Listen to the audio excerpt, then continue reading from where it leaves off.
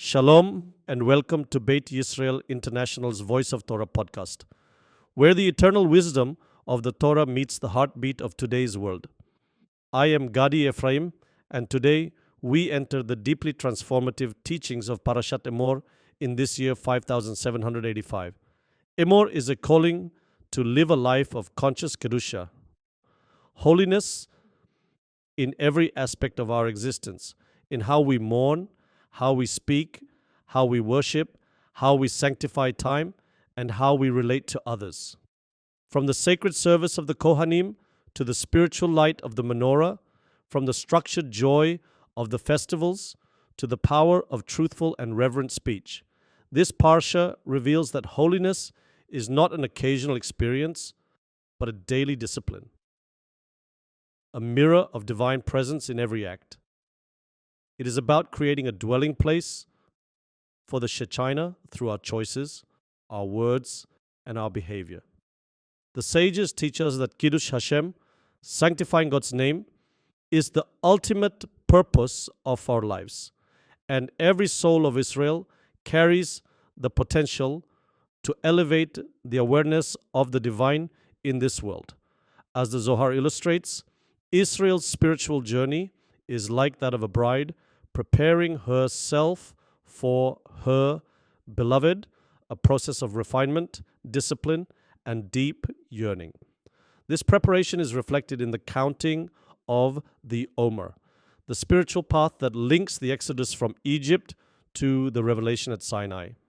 The freedom granted on Pesach is not an end in itself, but a means to receive the Torah and enter the covenant with Hashem.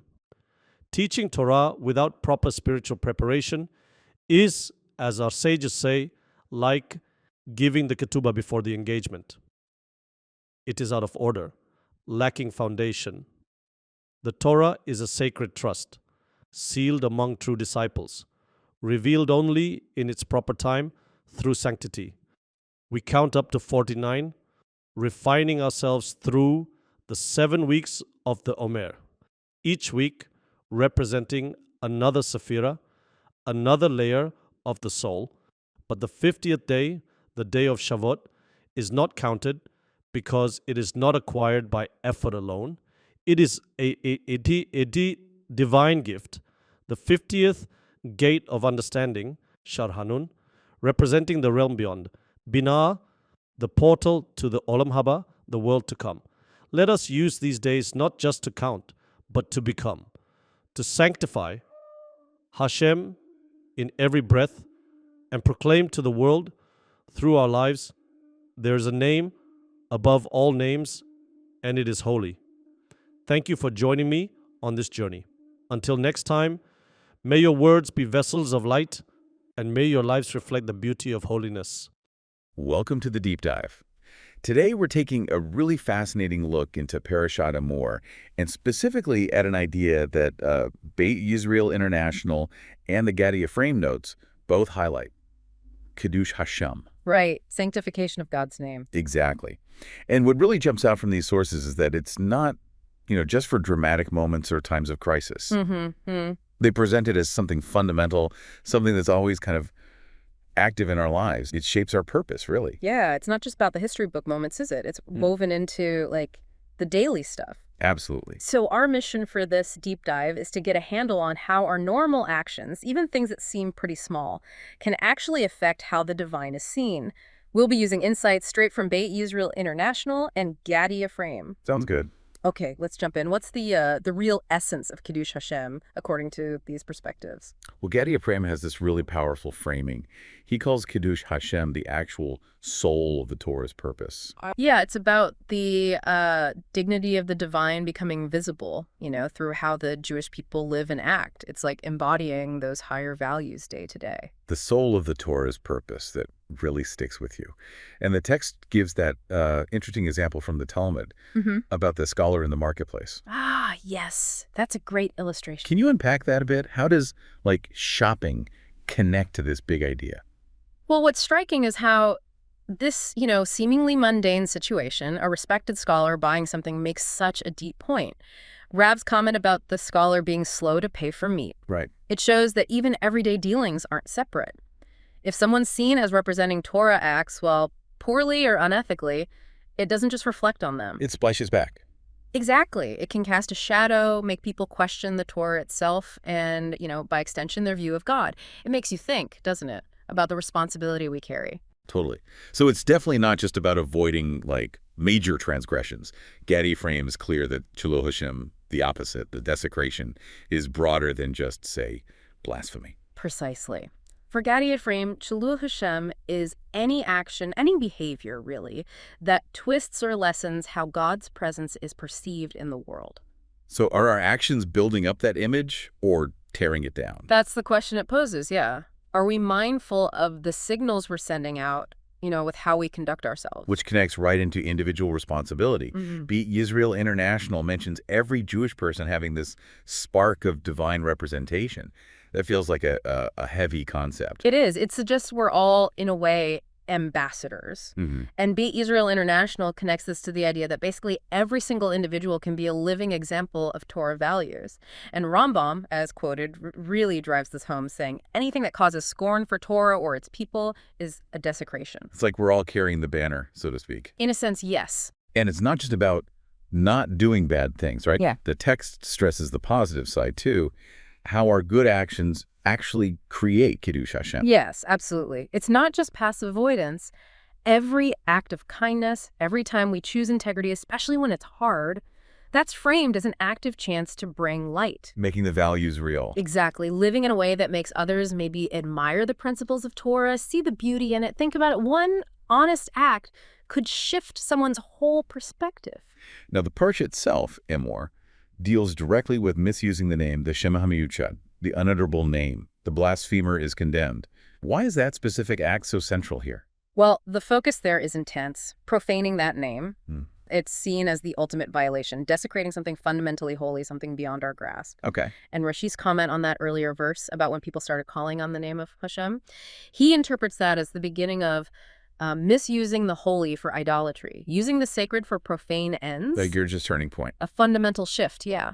How the divine was approached. And Gad Ephraim looks at the commandment. Lo tisa et Shem Hashem Elokicha l'shav. Don't take God's name in vain. And sees more than just false oaths. What's the deeper layer he finds? He sees it as a really profound warning, not just about oaths, but against making the infinite seem small. Trivializing the divine. Or juicing it. Exactly. Reducing it to the mundane or using sacred language carelessly without real intent or reverence. It's about awareness of the power of words, especially those words. Makes you think how often we might use religious terms casually. It all feels very connected. And then the text hits us with this really powerful, maybe counterintuitive idea that exile itself, the state of being scattered, is a form of Chilul Hashem. That's a heavy one, isn't it? It shifts your perspective on history. It really does. Beit Yisrael International, drawing on the prophets, on the Zohar, suggests that the very fact of the Jewish people being scattered, sometimes suffering, it can unfortunately lead others to question God. Like, where's their God kind of thing. Sort of. The flawed logic becomes, if they're chosen, why this? It's a desecration because it allows God's perceived power or care to be questioned. Which makes the flip side, redemption, the return. Yeah. The ultimate Kiddush Hashem. The text calls the cosmic Kiddush Hashem. That's powerful imagery. It is. Ezekiel's prophecy about God sanctifying his own name through redemption.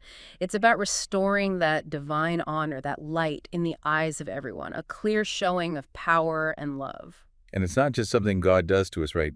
Gad Ephraim connects our actions to it. Yes, Gad Ephraim emphasizes that every mitzvah, every act of teshuvah, of returning to Torah, returning to the land, it all actively helps repair that desecration. It pushes us closer to the final revelation. And the Zohar links our present actions even more directly. Right. This is amazing. The Zohar teaches that when we, down here, actively sanctify the name through ethical deeds, careful speech, self-control, it actually elevates the divine name up there. Like a feedback loop. Exactly. A direct connection. Our actions here help draw the final redemption closer. It's a profound idea of cosmic partnership, almost. And that prophecy from Zechariah, on that day, Hashem will be one and his name one. Gad Ephraim sees that as the final goal of all this. That's his interpretation, yes. The ultimate fulfillment, a time of complete unity, where our world, this lower world, perfectly mirrors the truth of the upper world, where God's honor is whole and revealed. It's a lot to take in, thinking on that scale. But then the text brings in Rebbe Nachman, which feels more manageable, focusing on small, personal acts. Yes, and that's so important. It grounds the whole concept. Rebbe Nachman reminds us that even small things, done sincerely and crucially, done where others can see, they can sanctify God's name everywhere. What kind of things? Oh, beautiful, simple examples. Yeah. A gentle word of truth, doing a mitzvah with real joy, just refusing to compromise your values, even quietly. It makes it feel achievable, doesn't Yeah. it? Not waiting for some huge stage. Exactly. We can all do that. And this ties right into what Beit Yisrael International is trying to do, their mission. It sounds like it's all about actively bringing this about now. That's right. Their mission, as described, is focused on restoring the name's glory through unity, through Torah learning and practice, and through righteous action, living ethically. It's like lighting sparks. They see every return to Torah, every sincere prayer as exactly that, a torch that burns away darkness, an active force for good. And Gad Ephraim's final thought really loops back, tying the ultimate redemption directly to this whole concept of Kiddush Hashem. Yes, he suggests the final redemption comes not just from outside events, but from an inner shift within us, a generation living with real awe, love, holiness. That's what draws down the Shekinah, the divine presence. So the call, really, is for each of us to be more than just believers. It's about actively reflecting the divine, making Torah visible, being, what did the text say, a sanctuary in action. Beautiful phrase, isn't it? Yeah. To live so our very way of being blesses others and makes them recognize something sacred. And the ultimate hope in all these teachings is that we actually get to see that verse fulfilled. And the nations shall know that I am Hashem when I am sanctified through you before their eyes. A world that sees it clearly. A powerful vision. The hope is that these teachings keep awakening us, pushing us toward that unity, that redemption. This has been really insightful, a lot to chew on. So as you think about this deep dive, maybe consider how your own choices, even the small everyday ones, might add to or take away from how something bigger than us is perceived. Actions speak volumes. They really do, and they can shape how the world understands these really deep ideas. Definitely check out Parashat Emor in the teachings of Beit Yisrael International and Gad Ephraim if you want to explore more. There's a lot there. For sure. Thanks so much for joining us for this deep dive.